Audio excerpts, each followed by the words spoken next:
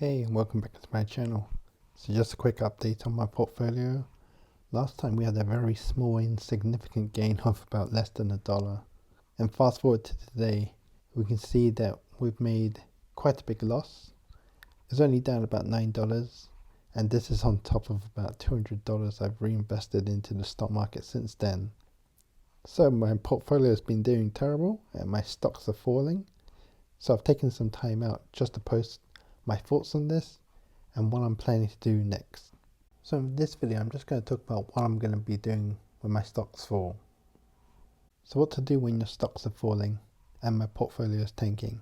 So the first thing, I'm just going to stay calm and just review what I'm holding right now. Don't be rash. Don't start selling your stocks in fear.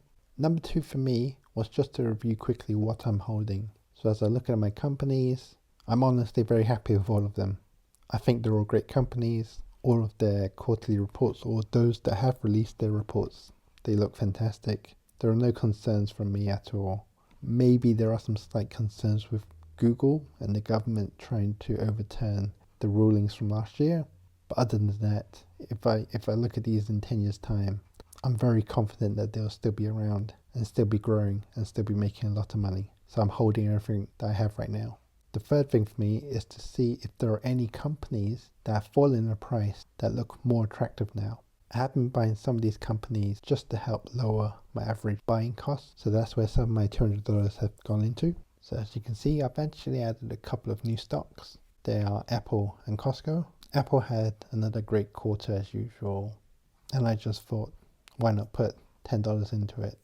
I like the fact that they haven't invested much into AI, so they're not putting a lot of capex and expenditure into everything that's needed to make the AI languages better, so on and so forth.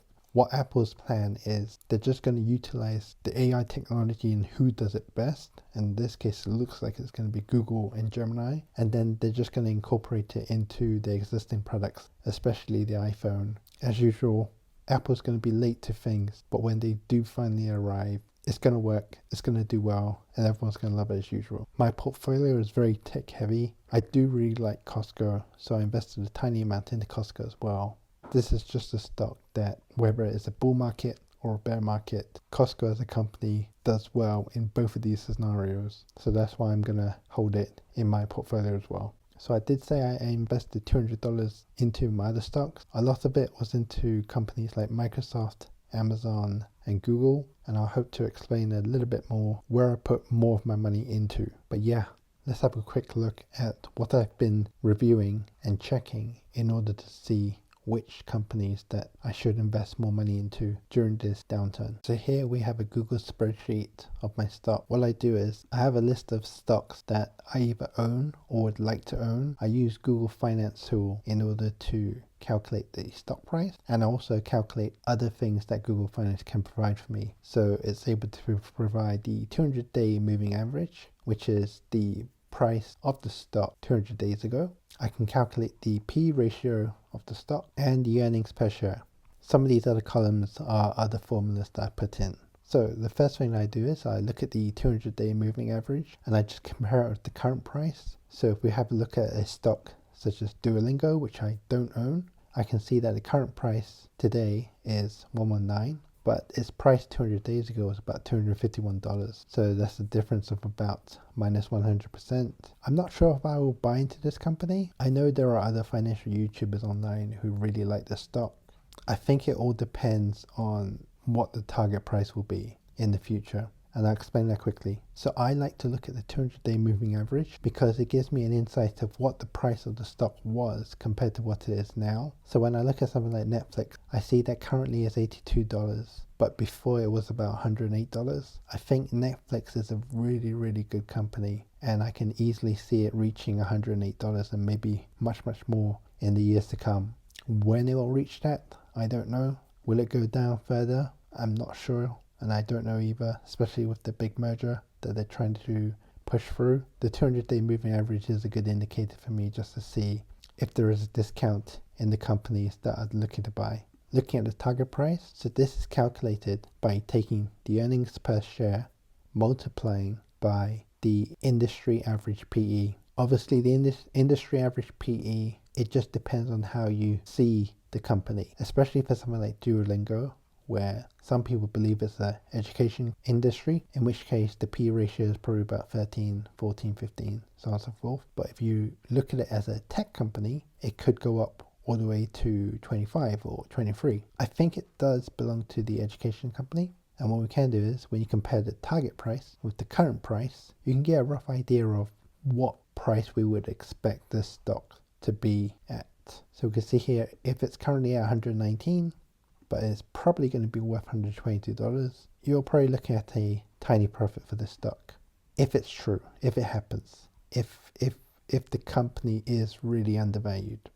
During the last week or the last 10 days or so, I've seen Microsoft become really nicely priced. If we look at it, at some point it was about $496 and it's dropped all the way down to $401. It actually dropped to $394 at some point. It's definitely a tech company. For me, it has an average PE of about 25. In this industry, I could see easily hitting 30, the same way that Apple is. Amazon was about 30 at some point, Google as well, but they've dropped down a little bit lower. So the current target price for Microsoft is about $404. I can definitely confidently see it going much, much higher.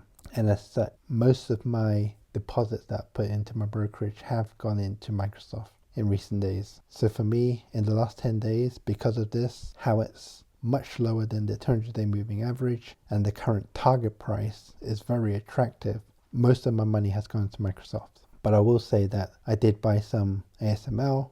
I've been looking at Meta and Nvidia, but I'm still not sure yet. And I definitely have bought more into Amazon, Google, Microsoft, and I think a little into MasterCard as well. And so if we have a quick look at our stock, we can see that Microsoft is at $80, which is the most I own in my portfolio, followed by Amazon. And I also bought more into Vanguard as well, VOO. For me, I just feel it's a bit safe to invest a little into an ETF.